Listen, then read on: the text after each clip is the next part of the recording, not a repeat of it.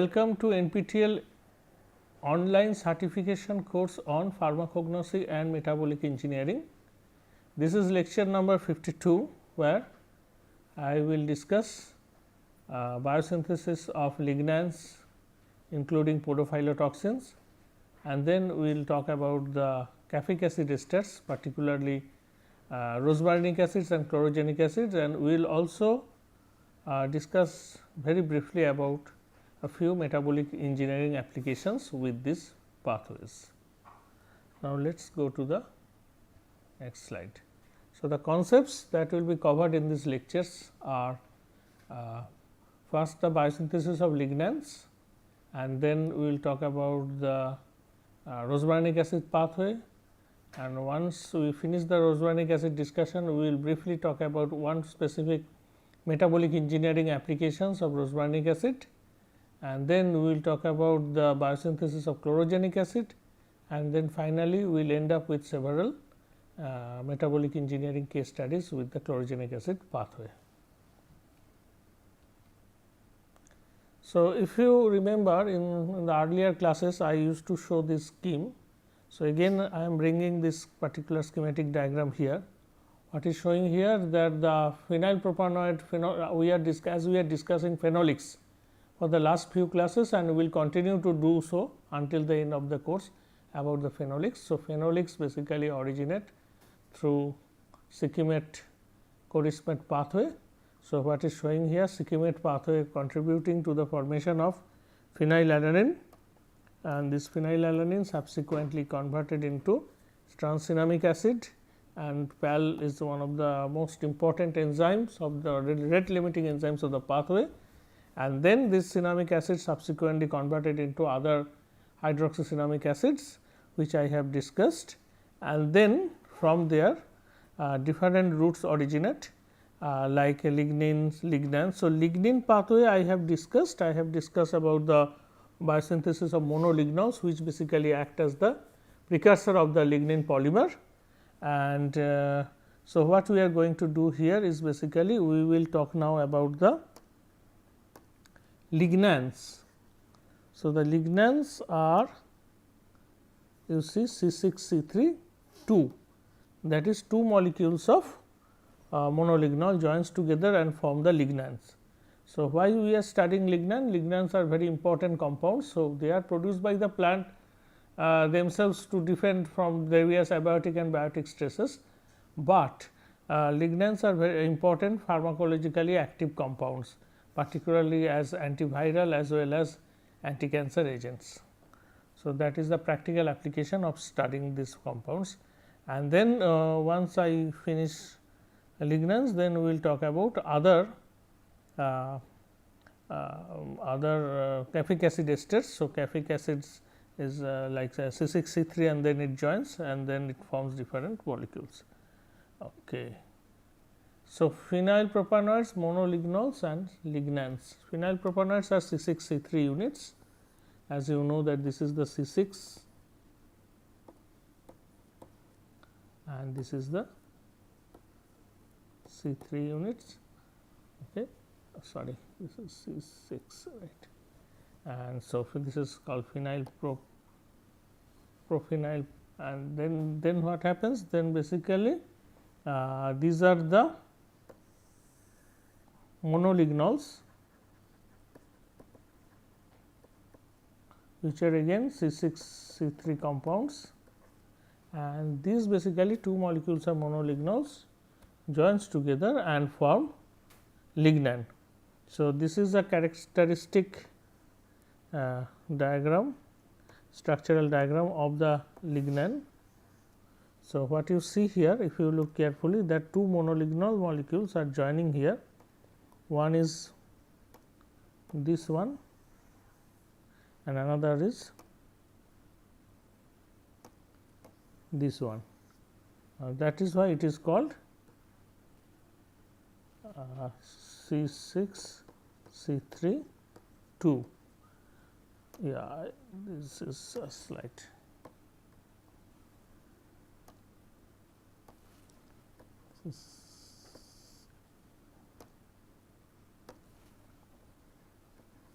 C6C3, right. Okay.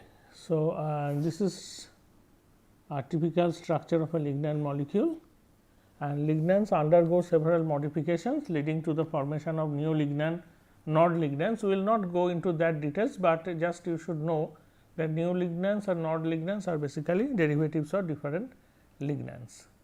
So, biosynthesis of lignans, basically as I said that these are two monolignal, as you see this is C6C3 and this is again C6C3, and they are the monolignals. These two joins and form the lignan, basic lignan, and then it undergoes several modification and leading to the formation of different complex lignan. One such example is this one, pinoresinol.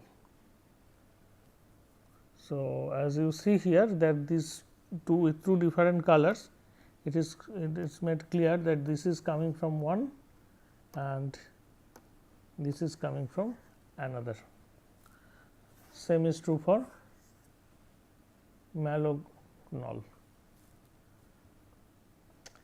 So, what I have said is this, that it is all about the phenyl propanoid pathway, and this phenyl propanoid pathway basically what we have studied in details about the monolignal pathway like 4-Cl, HCT, C3'H, HCT, all these enzymes we have studied, and finally, we also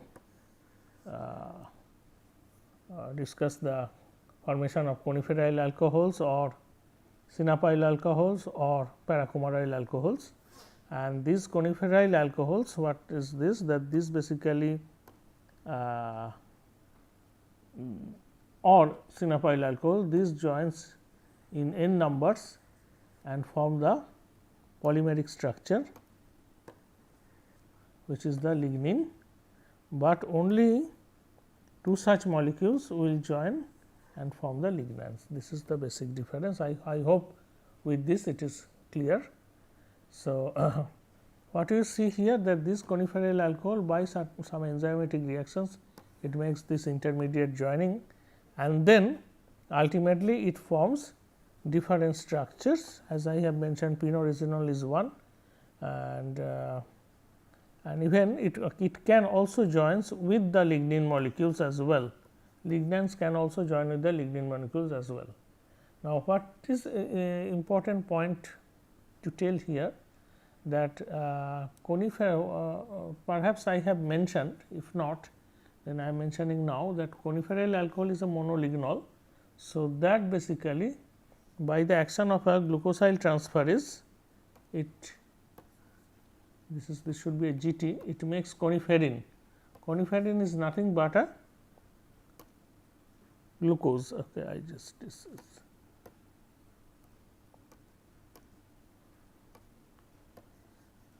you see the O glucose is here.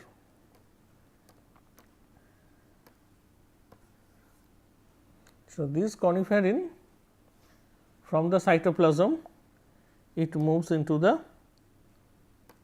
cell wall, this is the cell wall, and then again by the action of glucosidase, it is back to coniferyl alcohol, and then it makes different functions. So, for transportation it requires a sugar molecule addition and then again will be detachment. Now, here what is showing here that the early stages of lignin formation includes this. Okay, coniferin is called 4-O-glucoside of this, and that takes part in lignin formation, and this is basically the lignans. I am showing this one here. These are the two type plus and minus. So, what we will see that when two monolignal joins, it always forms plus, not the minus. So, that means there is very specificity which exists among the enzymes which joins these things. Earlier what was thought that it was a random reaction. So, random coupling,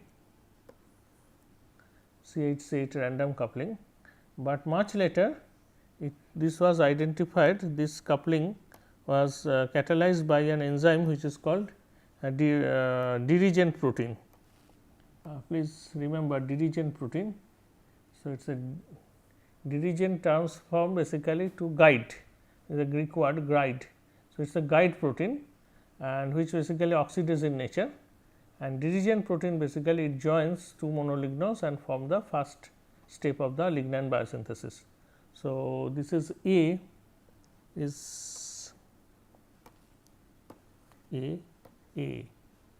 and then next comes to B. B is basically pinoresinol synthase, and okay, what I can do this A I can make it in this way.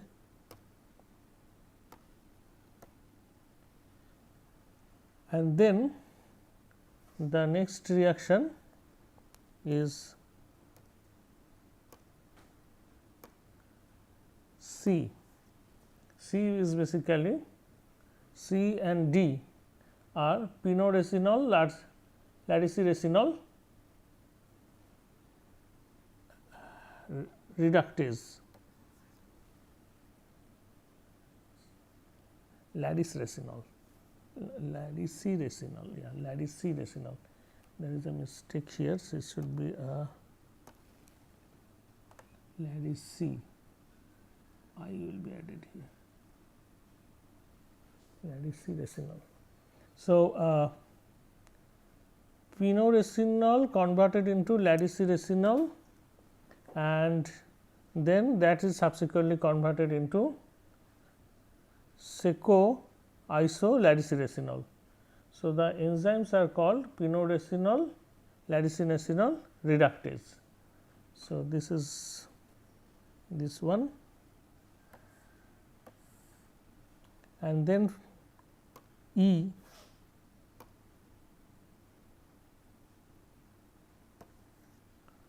which converts seco-iso-ladecyresinol to methylresinol. So, methylresinol E. So, it is called seco-iso-ladecyresinol dehydrogenase. So, our dehydrogenase enzymes is basically working here, and then finally, we see F, which actually a methyl transferase which converted into other products. And here you see that deoxypodophyllotoxin is also there, that is also a part of this. So, point is this, the pathway first it makes pinoresinol which is a stable compound, pinoresinol converted into ladecyresinol, ladecyresinol converted into seco-iso-ladecyresinol, and then that is converted into methylresinol. These are the different routes, you do not have to remember that, but for the sake of knowledge you should study.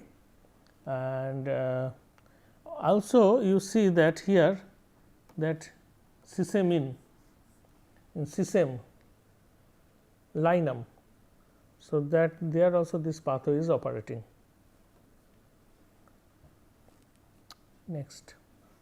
So, the biosynthesis of major lignans. So, this is basically a linum,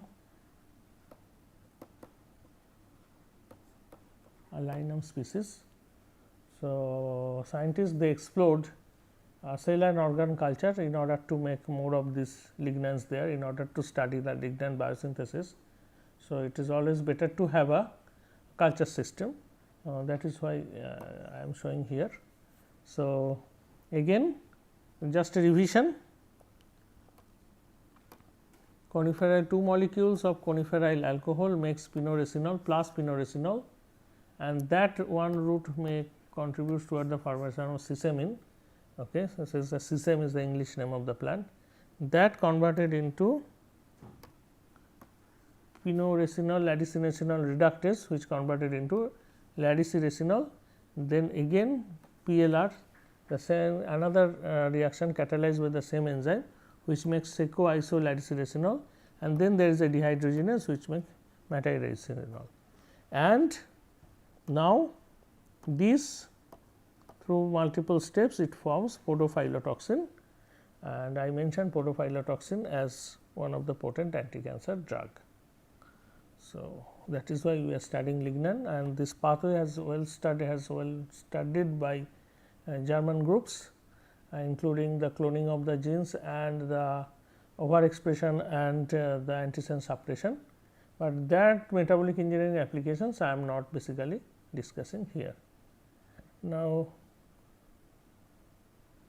apart from this coniferyl alcohol can also converted into dihydrodiconiferyl alcohol, and which will be subsequently converted into isodihydrodihydroconiferyl alcohol. It is a big name, but the enzyme is called phenyl coumarin benzyl ether reductase. Okay, this is a new information. That means the coniferyl alcohol can also utilize for producing more complex coniferyl alcohols as showing here, but the main route what I have discussed is this we have now studied. So, okay.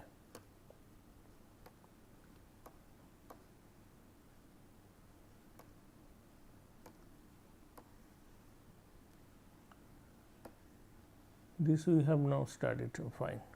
Okay. So, and finally, why I bring this issue, because hinokinin is the molecule of interest, and hinokinin is produced by a species of Linum corymbulosum. So, this is hinokinin. So, hinokinin is one such lignan. So, hinokinin is a very pharmacologically active compound against particularly hepatitis B. So, virus infection. So, it has potentiality to make into a antiviral drugs.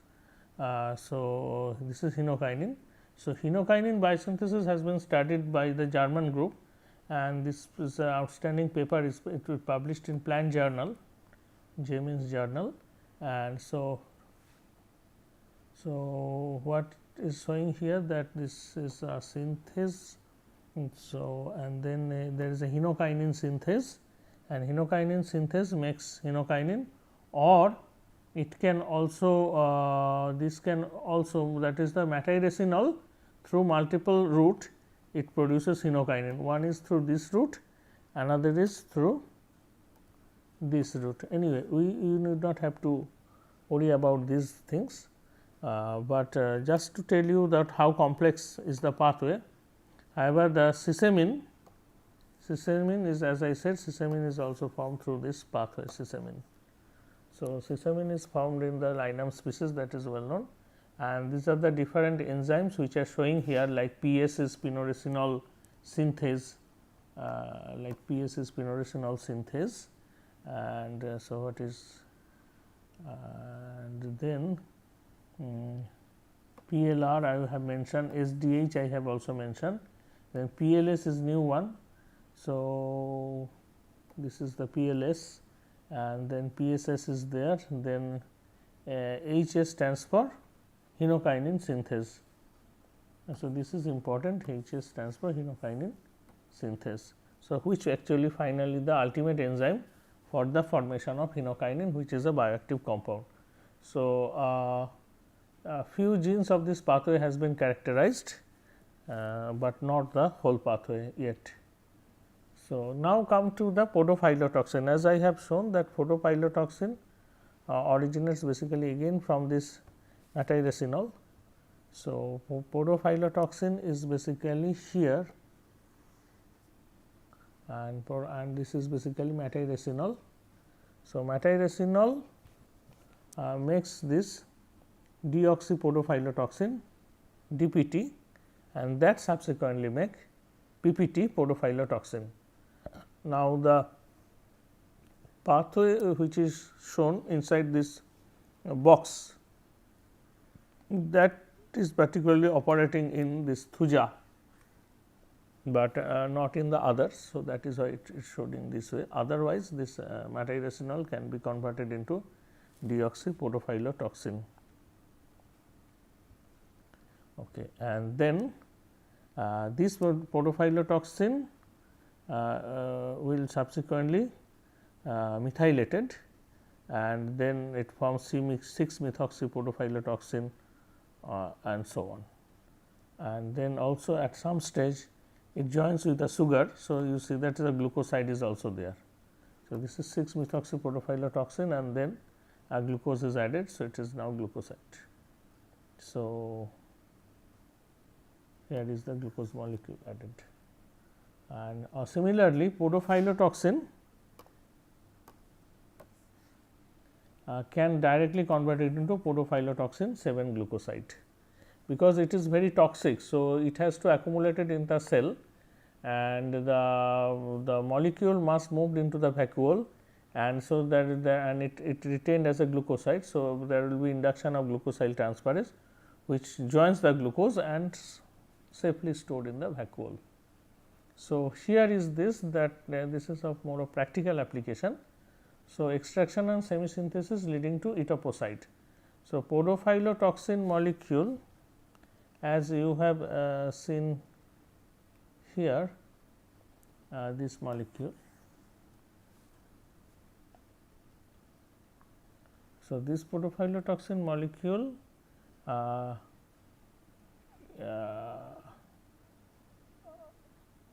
is used as a basic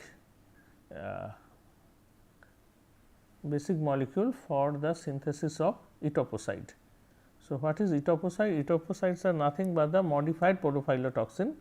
As you see here that ME R1 and R2 position, this is R1 position, this is R2 position.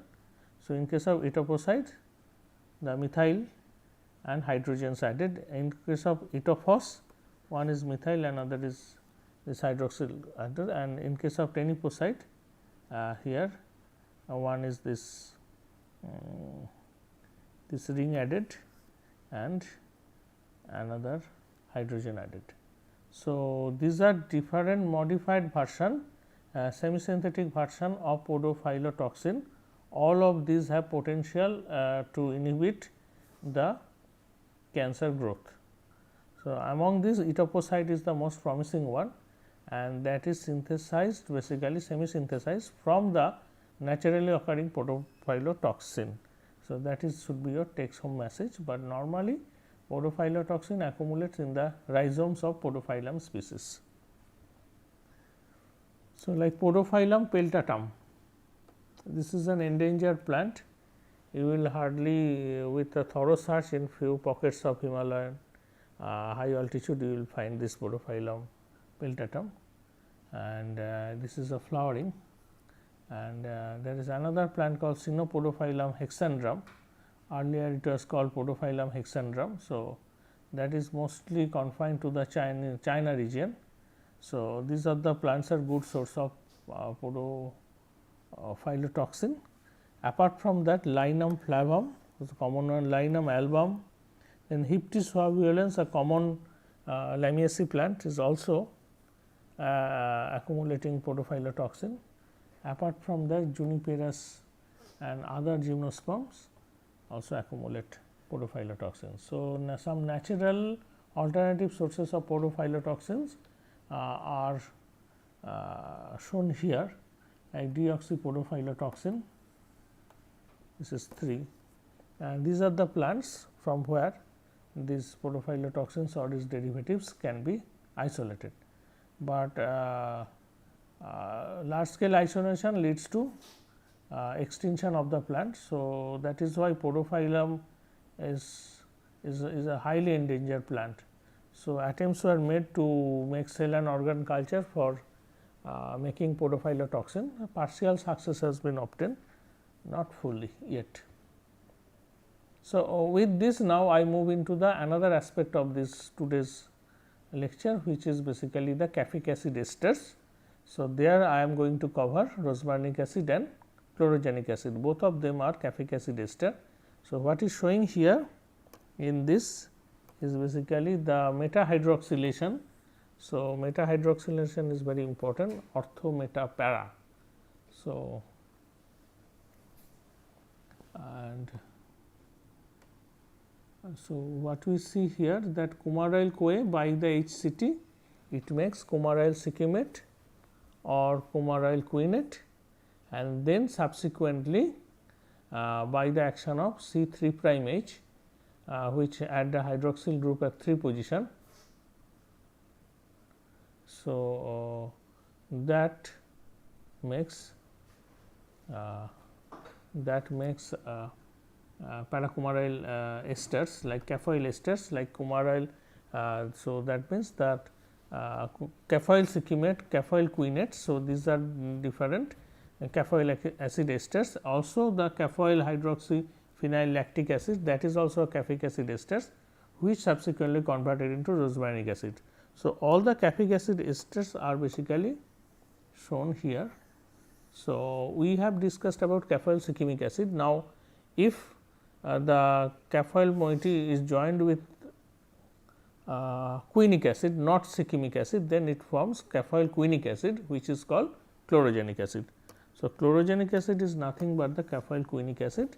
So, this is what is because of this meta hydroxylation, and then the proposed biosynthetic pathway of rosmarinic acid, a scientist from Marburg University, Germany, Professor Maike Peterson, she actually is worked for decades for rosmarinic acid biosynthesis using lamiasis plant like Coleus blumei, that is was a model, and she has deciphered the biosynthetic pathway of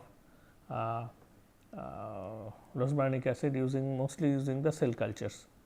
So, what you see here, as I said, that rosmarinic acid is also the caffeic acid ester. So, how rosmarinic acid is formed? Basically from 4-coumaryl CoA and from the tyrosine, the TAT enzyme, it makes 4-hydroxyphenyl pyruvic acid. So, that hydroxyphenyl pyruvate reductase, R means reductase, which makes 4-hydroxyphenyl lactic acid. So, 4-hydroxyphenyl lactic acid and paracoumaric acid, they joins together by the action of the enzyme called rosmarinic acid synthase. RAS stands for rosmarinic acid synthase, and which makes this intermediate compound which is 4-coumaryl 4-hydroxyphenyl lactic acid, and this subsequently by the action of cytochrome P450 enzyme makes either caffeoyl 4-hydroxyphenyl lactic acid or 4-coumaryl 3'4' dihydroxyphenyl lactic acid, and eventually these by the action of again another cytochrome P450, it makes the rosmarinic acid, and this rosmarinic acid can further converted into lithospermic acid and sulfanoic acid. So, these are the sometimes marker compounds of the lamiasis species. So, this is the biosynthetic pathway, and this is the structure. So, as you see the structure, this is the structure of coumaryl CoA, and which is formed from paracoumaric acid, and this is the structure of 4-hydroxyphenyl lactic acid, which is formed from 4-hydroxyphenyl pyruvic acid by the action of this enzyme HPPR reductase, and then rosmarinic acid synthase joins this together, and which makes this 4-coumaryl 4-hydroxyphenyl lactic acid, and then again there will be a cytochrome P450, that means hydroxylase, that is it is called 4-CPHL3H, and this is 3'H. So, when it is 3H it makes caffeoyl, when it is 3'H then it is 4-coumaryl 3'4' dihydroxy, and eventually there will be another hydroxylase.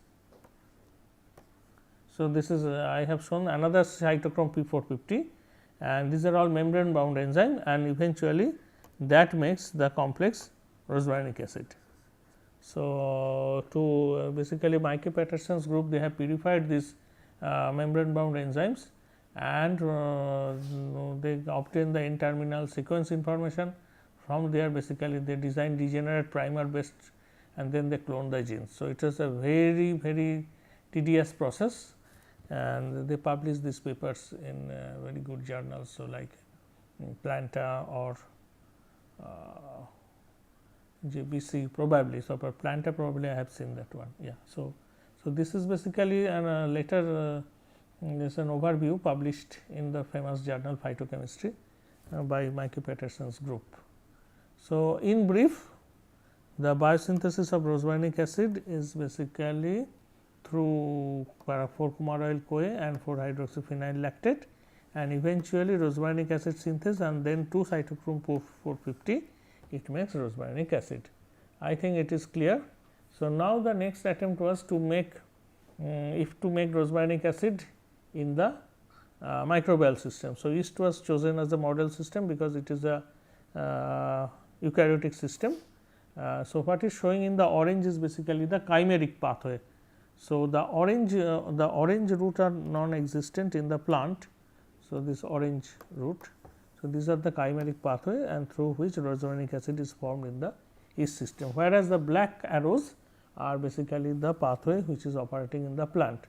So, they have hired few genes from the plants and then few genes from the microbes, and eventually they are able to synthesize the rosmarinic acid, which I should put it in the red here. So, the native genes are indicated in black. So, these are the native genes. Overexpressed genes, yeast genes in green. So, a few yeast genes are there, and then overexpressed heterologous genes in purple. So, these are from different sources, heterologous genes, and then orange arrow showed basically it is the chimeric pathway that is non-existent in plants, but once they put these genes together, finally it makes rosmarinic acid, and this paper was published in Synthetic Biology in the year of 2020. So, basically this is an yeast cell, this is a yeast cell, and where this is again a de novo synthesis of rosmarinic acid, because glucose was used as a substrate as you see, and they have basically tailored few plant genes, few yeast genes. So, they have also subsidized or they have also blocked few yeast genes, and they also use other genes from different sources, and eventually the yeast cells were able to produce the rosmarinic acid. So, that is interesting, and this is the typical plant which is called rosmarinus. So, it is also a Lamiaceae plant, and here basically the leaves are very aromatic, and if you touch you will get the smell of this aromatic compound. So, rosmarinic acid is not indeed aromatic, it is a phenolic compound, it accumulates, but it also produces lot of volatile phenolic compounds. But if you analyze this plant this rosmarinus by HPLC, you will be able to detect rosmarinic acid. Now, from here we will move into another caffeic acid ester, which is chlorogenic acid. What I said, that chlorogenic acid is formed by joining caffeoyl CoA along with the by joining coumaroyl CoA with the quinic acid, which makes coumaroyl quinic acid, and then that subsequently forms caffeoyl quinic acid, or so the caffeoyl quinic acid is called chlorogenic acid. So, and then the caffeoyl moiety can be detached. So, the HQT is basically this it is a transferase, hydroxycinnamyl quinate transferase, and HCT we have shown that is again a transferase. So, what is showing here, that this is how the chlorogenic acid. So, chlorogenic acid, this is 5 caffeoyl chlorogenic acid, and chlorogenic acid several chlorogenic acid can join together. So, and as a result of that it produces 3,5 dicaffeoyl quinic acid. So, these are the complex chlorogenic acid substitutes. So, and it can also make 4,5 dicaffeoyl quinic acids. So, that means the plants where chlorogenic acids are dominating. So, proper HPLC analysis can lead to the formation of different caffeic acid esters, including chlorogenic acid, 4,5 dicaffeoyl quinic acids, which is again a derivative of chlorogenic acid, or this 5 caffeoyl quinic acids. So, now, let us talk, before I end this class, let us talk to metabolic engineering studies. So, this is the structure of chlorogenic acid. Chlorogenic acid also found in solanaceous plants like potato, and when you cut potato tuber and leave it, you will find that it forms a layer on the cut surface, which is basically a suberin layer, and that layer if you peel off and analyze, you will find that is basically accumulating lot of chlorogenic acid there. So, chlorogenic acid is basically forming sometimes a cross linking in the wounding site that stop the integration of pathogen or other thing inside the plant cell. So, what we see here that this paracoumaryl acid paracoumaryl CoA converted into paracoumaryl cyclimic acid by HCT. So, we have studied HCT in details in previous classes, and which makes paracoumaryl cyclimic acid, this by the action of C3H, which makes caffeoyl cyclimic acid. Similarly, HCT can also catalyze another sort of reaction, where it takes quinic acid instead of cyclimic acid, and it makes paracoumaryl quinic acid. So, paracoumaryl quinic acid by the action of again C3H, it makes caffeoyl quinic acid. So, caffeoyl quinic acids are nothing but this is called chlorogenic acid. So, it is a parallel pathway exists, and then this caffeoyl chlorogenic acid plays an important role. It is a strong antioxidant, it has a defensive role, and also there is an alternative route, that is that from cinnamic acid cinnamyl glucoside can be formed, and that leads to the formation of coumaryl glucoside caffeoyl glucose, and then it makes caffeoyl quinic acid. But this pathway is not that much well established. So, the established pathway is basically this one. So, what scientists they have done is basically they overexpress this HCT, which converts this paracoumaryl CoA, which joins paracoumaryl CoA and quinic acid into paracoumaryl quinic acid, and then it is subsequently converted into caffeoyl quinic acid. So, the HQT enzyme was targeted. So, this enzyme which we call HCT is basically HQT, basically is a quinate transferase. So, here what is showing HCT is basically the HQT, hydroxycinnamoyl quinate transferase. So, when they overexpress this in tomato, what they have found, that leading to enhancement of chlorogenic acid. So, what is wild type means the wild type. So, this is basically the chlorogenic acid in the wild type, and you see here if you particularly see the scale. So, here it is less than 0.6, but here it is reaching 1.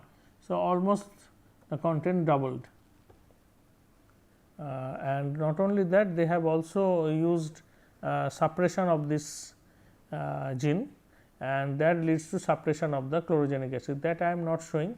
But this result was very interesting, because chlorogenic acid producing more chlorogenic acid in tomato makes tomato more strong antioxidant source, because tomato contains lycopene, which is a strong antioxidant. So, that is a carotene. Now, you are adding a phenolic antioxidant there, which is chlorogenic acid. So, that makes tomato even richer source of antioxidant, and this paper was published long ago in Nature Biotechnology by a group led by Kathy Martin, Professor Kathy Martin from John Innes Center, Norwich. So, she actually worked on this phenylpropanoid metabolic engineering for a long time. So, the same group also they made another attempt. This time they have used the Arabidopsis thaliana MIB 12 gene. So, basically it is basically a transcription factor gene.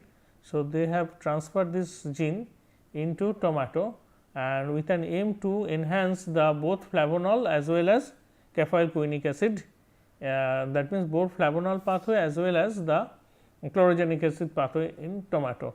Okay. Now, flavonol pathway I will discuss in the next class, but this is in brief that the coumaryl CoA joins with malonyl CoA, and then eventually it forms different molecules, including dihydrocampherols, and then campherols, and then campherol rutinoside, similarly quercetin rutinoside, So, rutin is a very common, this is a dominating flavonol which can be detected in the tomato very well. So, these are basically the flavonols.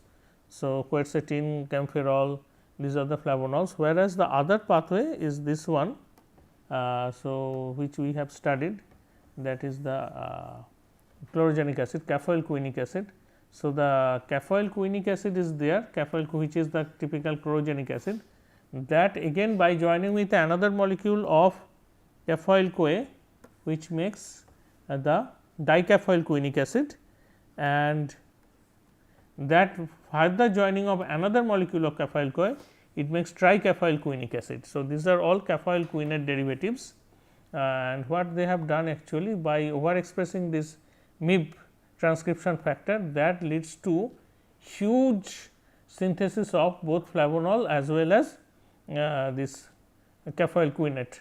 So, S2 and S12. So, the here the black is almost invisible. So, black is there under this red background, which is the control. Okay, it is the control. So, that means when they did not transfer the gene, whereas the red one is basically the transcription factor gene which was transferred. So, as a result of that, you see particularly I marked S2. So, one is the peel, tomato peel, and one is the tomato flesh. Okay. Now, the S2 is basically the 5-caffeoyl quinic acid. So, 5-caffeoyl quinic acid, that is an enhancement in both as compared to control, huge enhancement. Similarly, S12 is tricaffeoyl quinic acid, that is also huge enhancement. Of course, S8, S10. So, these are flavonols. I purposefully not mentioning here, because flavonol I have not covered yet, but we cannot really totally detach it, because this paper discuss both. Now, so that means that a transcription factor, expression of a transcription factor in tomato, which is had from Arabidopsis, that actually push the pathway very well, and it enhances both the chlorogenic acid route as well as the flavonol route, leading to the formation of these metabolites in huge amount. And as a result of that, what you see here is this, that this is the control and this is the transgenic. The fruit color also changed. The fruit color also changed, that is what it is. That is very interesting, because of the accumulation of these compounds. And this is all about this. So, I have covered the lignans, I have covered the rosmarinic acid, and I have covered the chlorogenic acid. So, with this I end this class. Thank you.